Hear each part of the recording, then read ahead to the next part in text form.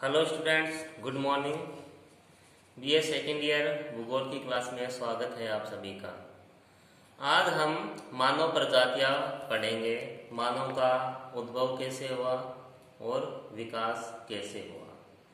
देखो, मानव का जो उद्भव है और विकास है वो विवादास्पद है। मानव शास्त्रियों ने हालांकि बहुत अनुसंधान और प्रयोग किए हैं, अपनी सूझबूझ से यह जानने की पूरा प्रयास किया है कि मानव का उद्भव और विकास किस तरह से हुआ है और कहाँ हुआ है। हालांकि जितने भी मानव शास्त्री है वो सारे एक मत नहीं है, कुछ विवाद है उनमें। लेकिन ऐसा माना जाता है कि जो मानव का सबसे पहले विकास अफ्रीका महाद्वीप में हुआ था। अफ्रीका महाद्वीप, ठीक है। लेकिन यहाँ जो मानव का जो विकास, यहाँ जन्म हुआ था, वो अर्ध मानव था या नर मानव था। पूर्ण मानव वो नहीं था, लेकिन यहाँ विकास हो गया था इसका, ठीक है। और जो मानव का जो विकास है वो देखो, मायोसीन युग के अंत में तथा प्लायोसीन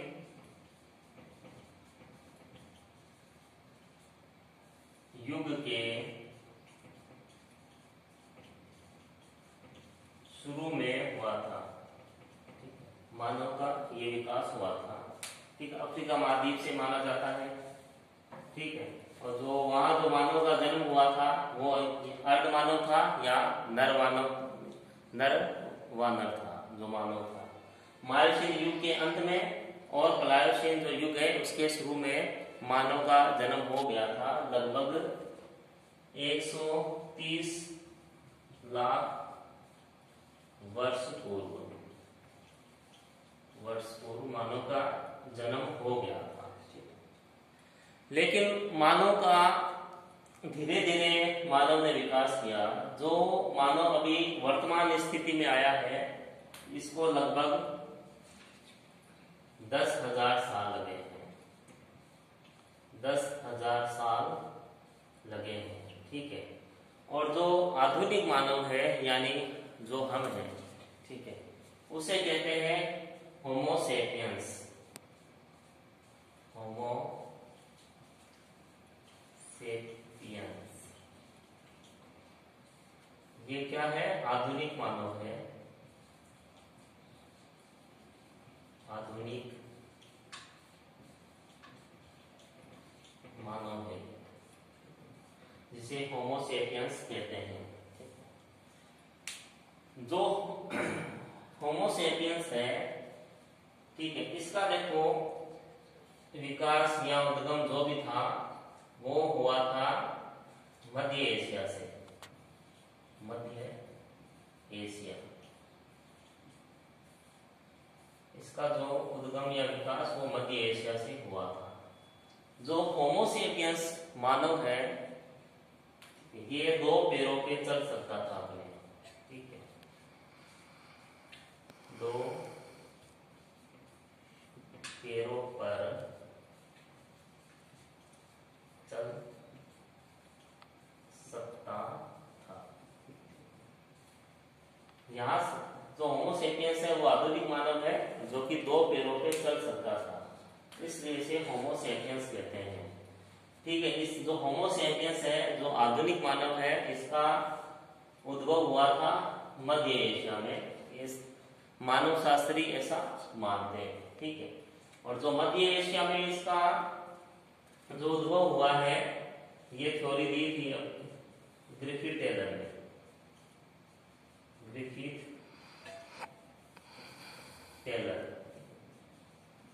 ग्रिफिथ टेलर का पहले भी पढ़ चुके हो, नवनिश्चयवाद में। नवनिश्चयवाद,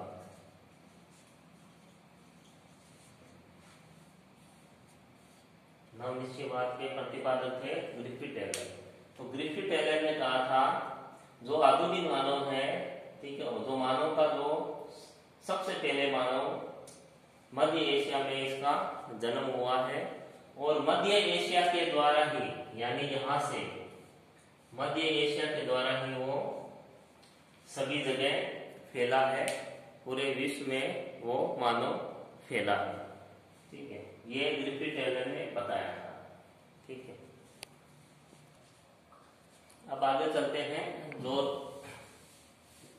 जो रेस शब्द है, जो वर्ड है प्रजाति, इसकी उत्पत्ति कैसे हुई है वो देखते हैं।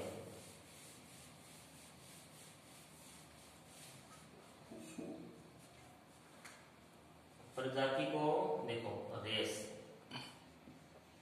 जो रेस शब्द है, रेस शब्द का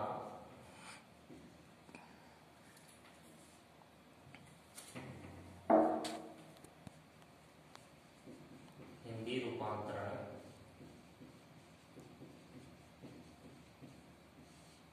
प्रजाति है। प्रजाति है जो रेस शब्द है, सर्वप्रथम रेस शब्द सर्वप्रथम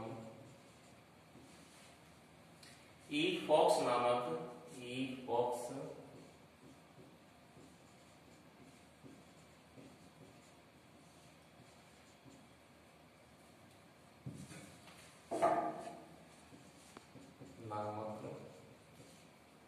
विद्वान ने दिया था।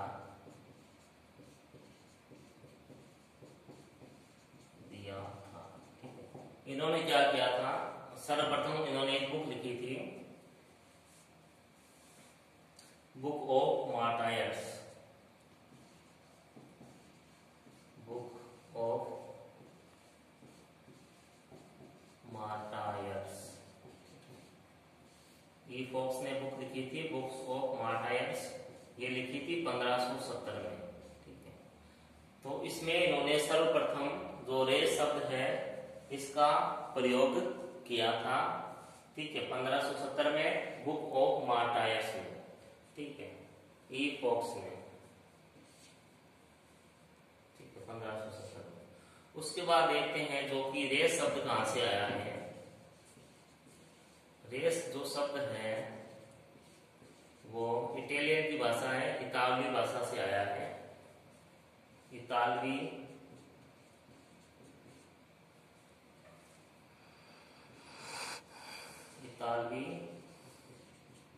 भाषा के रज्जा से, ये रज्जा से बना है।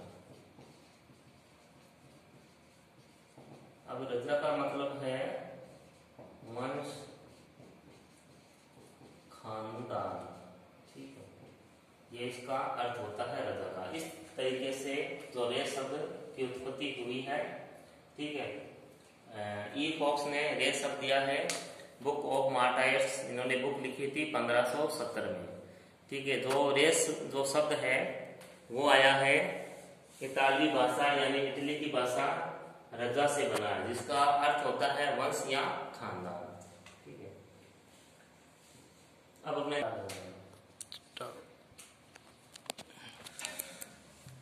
जो रेस शब्द है देखो, इतालवी भाषा के रज्जा से बना है, जिसका अर्थ वंश, खानदान या नस्ल होता है। ठीक है, अब हम चलेंगे, देखो मानव प्रजाति है, इनका उद्भव और विकास किस तरह से हुआ है, इसके जो कारक है वो देखेंगे। ठीक है,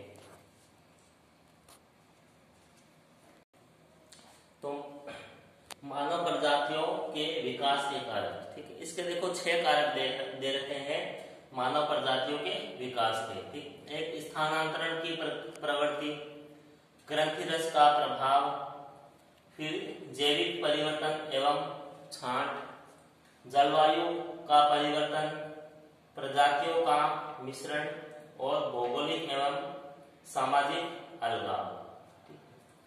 यानी ये जो वो कारक है जिससे मानव प्रजाति है उनका विकास हुआ है, उनका उद्भव हुआ है।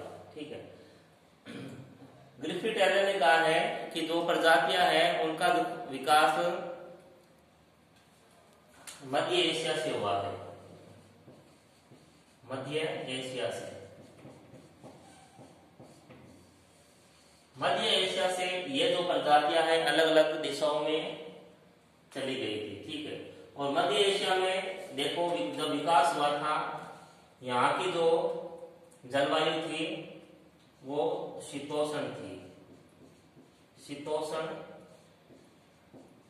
जलवायु, ठीक है। अब मतलब कि जैसे स्थानांतरण हुआ है इनका, ठीक है। इस जो प्रजातियां हैं एक जगह से दूसरी जगह क्यों गई, स्थानांतरण का क्या कारण था इनका। देखो जब मध्य एशिया है यहाँ से तो उत्पत्ति हुई और यहाँ की जो जलवायु थी वो शीतोष्ण जलवायु थी, ठीक है, यानी रहने के लिए अच्छी जलवायु थी। लेकिन कालांतर में क्या हुआ, पर्यावरण में परिवर्तन आया, ठीक है। तो ये क्या अत्यधिक यहाँ शीतल हो गया ये, ठीक है, हिमयुग शुरू हो गया, हिमयुग। यानी ये जो क्षेत्र है मध्य एशिया का बहुत अधिक ठंडा हो गया, बहुत ठंडा हो गया था, ठीक है। यहाँ जो मौसम था, जो जलवायु थी वो रहने लायक नहीं थी, इसलिए यहाँ जो मानव प्रजाति का उद्भव हुआ था वो एक जगह से दूसरी जगह की ओर उसने प्रस्थान किया, ठीक है। जब प्रस्थान किया तो ये प्रजाति मान लो यहाँ हिमयुग शुरू हो गया, तो इस प्रजाति ने क्या किया, दक्षिण की ओर प्रवास शुरू किया, दक्षिण की ओर, ठीक है। तो दक्षिण दिशा में जो मौसम था वो उष्ण था, उष्ण जलवायु थी। ये जो हमारी जो पृथ्वी है यहाँ पर 4 हिमयुग हो चुके हैं, 4 हिमयुग हो चुके हैं, ठीक है, पृथ्वी पे। और ये जो वर्तमान जो समय चल रहा है, ठीक, इन 4 हिमयुग के मध्य क्या होता था, थोड़ा अंतराल भी होता था, ठीक। अंतराल का मतलब वो जो मौसम था, जो जलवायु थी वो ग्रीष्म होती थी, ठीक है, अंतराल। तो ये जो वर्तमान में जो समय चल रहा है हमारा, जो प्रेजेंट टाइम है, जो जलवायु है, वो भी एक अंतराल ही है, ठीक है। ग्रीष्म ऋतु है, मतलब अच्छा मौसम है रहने के लिए, ठीक, अत्यधिक सर्दी नहीं है। उसके बाद क्या होगा, ये ग्रीष्म काल समाप्त हो जाएगा, उसके बाद वापस से हिमयुग आएगा। ये चीज क्या चलती रहती है। तो जैसे यहाँ हिमयुग आया, जो प्रजातियां थी दक्षिण की ओर प्रवास कर गई, लेकिन बाद में वापस इस क्षेत्र में हिमयुग आ गया,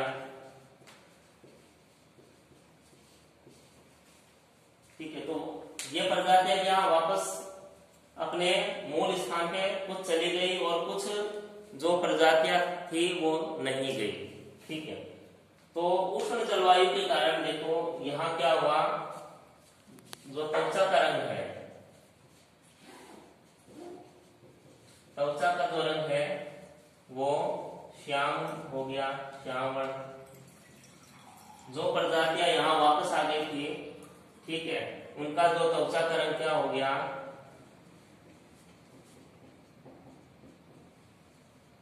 श्वेत हो गया, श्वेत हो गया। यानी जलवायु के कारण जो त्वचा के जो रंग है उस पर भी बहुत प्रभाव पड़ता है। इस तरीके से जो मानव ने अपना स्थानांतरण या प्रवास किया था, ठीक है। उसके बाद देखो ग्रंथि रस का प्रभाव दे रखा है। ग्रंथि रस का मतलब है अपने हार्मोन्स है, जो हार्मोन्स है उसका भी बहुत अधिक प्रभाव हमारे बॉडी पे पड़ता है। हमारे जो बॉडी है उसका जो डेवलपमेंट होता है बॉडी का, वो हार्मोन्स के द्वारा होता है। जैसे पीयूष ग्रंथि है, पीयूष ग्रंथि, एड्रिनल ग्रंथि,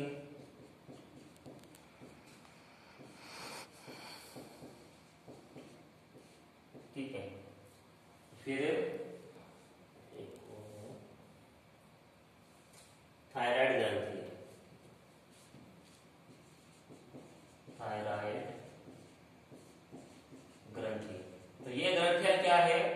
शरीर में से हार्मोन्स स्रावित करती है, तो इनका हमारे शरीर पर काफी ज्यादा प्रभाव पड़ता है। ठीक है, आर्थर किथ थे, आर्थर किथ विद्वान थे, उन्होंने कहा जैसे पीयूष ग्रंथि के कारण, देखो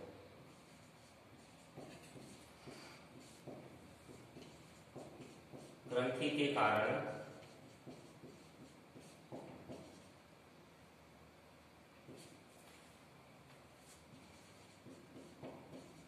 आंख, जो भौहें आदि का विकास होता है।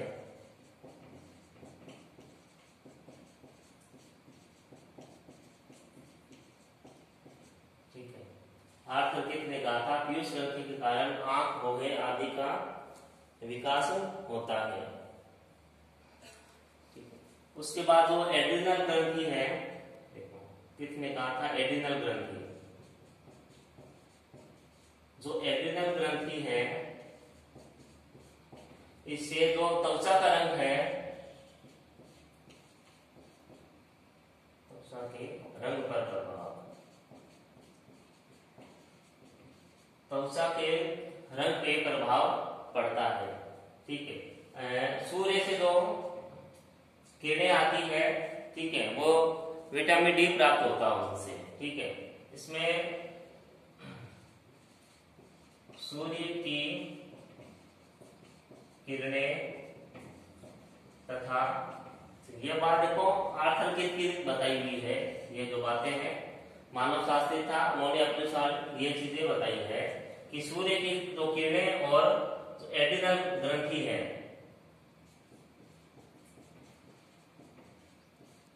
एड्रिनल ग्रंथि रासायनिक क्रिया करती है।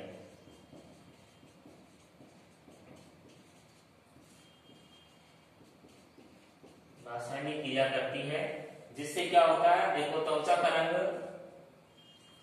जैसे जो शीत क्षेत्रों में रहेंगे, शीत क्षेत्र, वहां क्या होगा, त्वचा का रंग श्वेत होगा या सफेद होगा, और जो उष्ण क्षेत्रों में रहेंगे वहां जो त्वचा का रंग है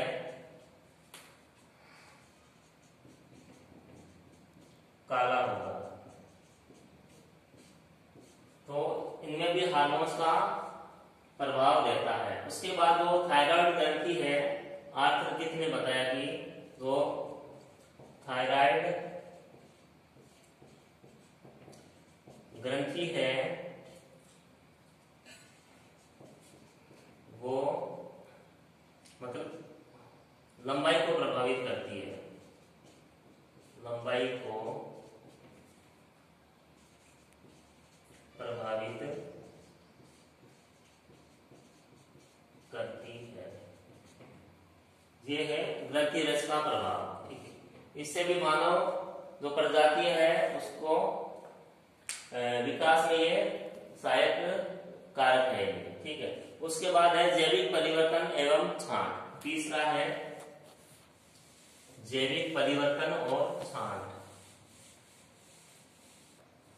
देखो थर्ड है जैविक परिवर्तन एवं छांट। देखो जैविक परिवर्तन से मतलब है जीन्स से। ठीक है, मानव शरीर में जो जीन्स होते हैं उनसे इसका तात्पर्य है। देखो तो जीन्स है वो एक पीढ़ी से दूसरी पीढ़ी स्थानांतरित होते हैं, एक पीढ़ी से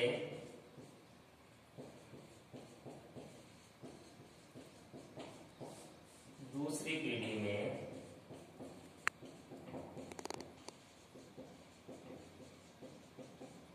स्थानांतरित होते हैं। ठीक है, तो जो शरीर की जो बनावट है, ठीक है, ये उसी से संबंधित होता है। ठीक है, इसमें क्या होता है, देखो जीन्स को देखो, जो जलवायु है, ठीक है, आहार जो भोजन है वो, और जो बीमारी है वो ज्यादा प्रभावित नहीं कर पाता है, ज्यादा प्रभावित नहीं कर पाते। जलवायु है, आहार है या कुछ बीमारी हो गई है, वो जिनमें ज्यादा परिवर्तन नहीं कर पाते हैं। ठीक है, जब व्यक्ति देखो स्थानांतरित होता है या एक स्थान से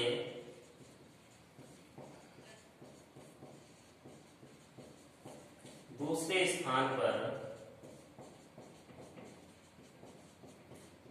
जाता है तो उसमें शारीरिक परिवर्तन होते हैं।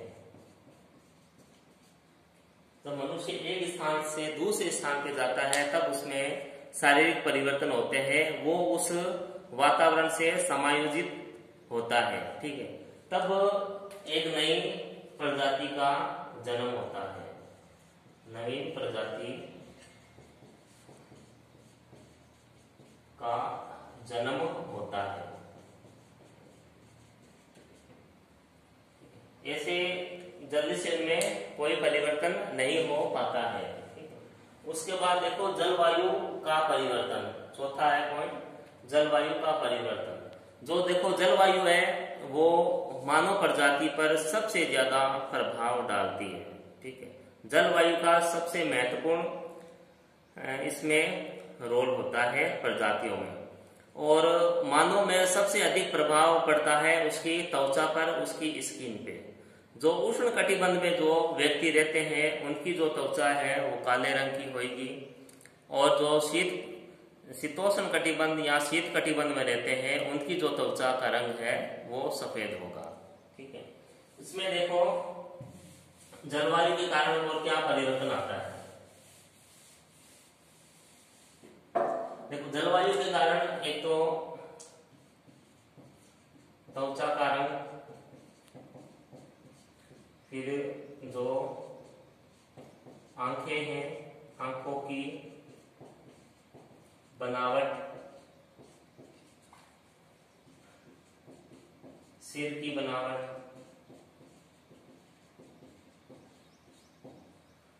जो बालों की संरचना है,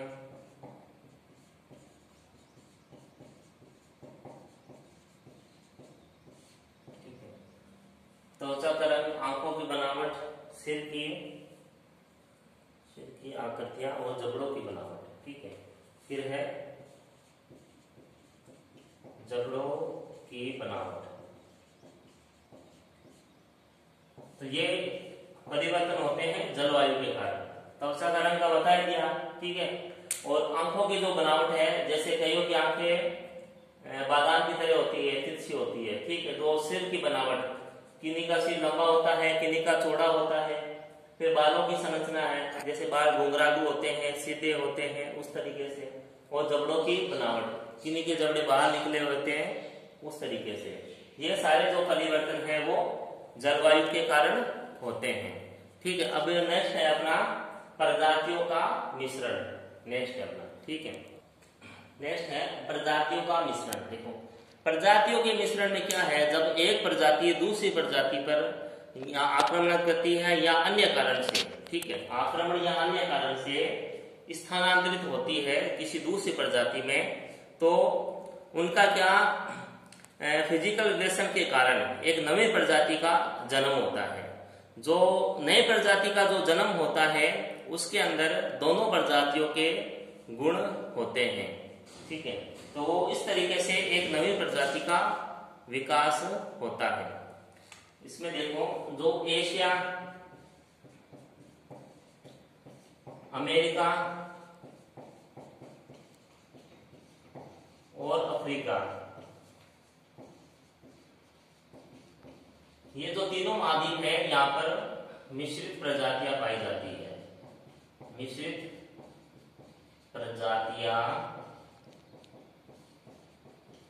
पाई जाती है।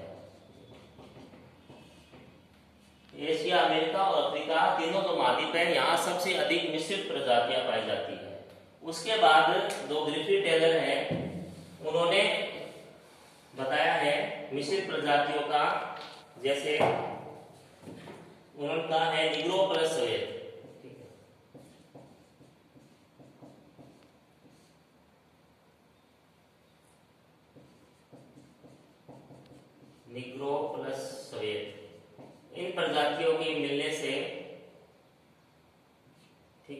मुलाटो प्रजाति का मुलाटो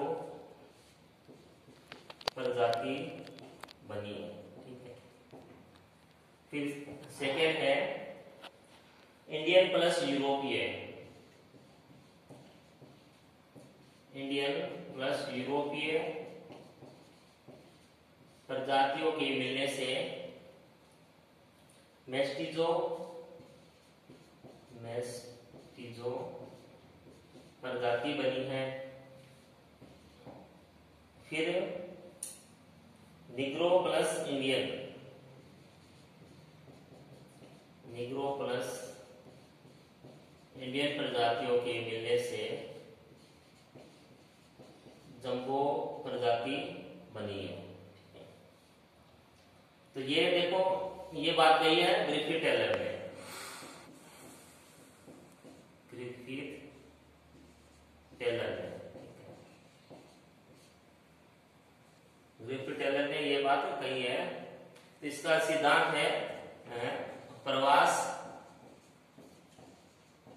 कटिबंध का सिद्धांत। इस सिद्धांत में उन्होंने ये प्रजातियों का जो विस्तृत प्रजातियां हैं इनके बारे में बताया है। अब देखो अंतिम है, छठा पॉइंट है भौगोलिक एवं सामाजिक अलगाव। देखो भौगोलिक और सामाजिक अलगाव का अर्थ है जैसे कुछ प्रजातियां हैं अलग अलग क्षेत्रों में पाई जाती है, मगर उस समय क्या था, पहाड़ी पठार नदियों और जंगल के कारण जो प्रजातियां थी वो अलग अलग ही निवास करती थी, आपस में कुछ प्रजातियां मिल नहीं पाई। उसका ये है अर्थ, मतलब अलगाव, यानी अलग अलग थी वो प्रजातियां प्राकृतिक पर्यावरण की वजह से। ठीक है, इसलिए इनमें जो नवीन प्रजातियां हैं उनका विकास हुआ था। ठीक है, अलग अलग ही रही वो प्रजातियां। तो ये मानव प्रजातियों के विकास के 6 कारक हैं।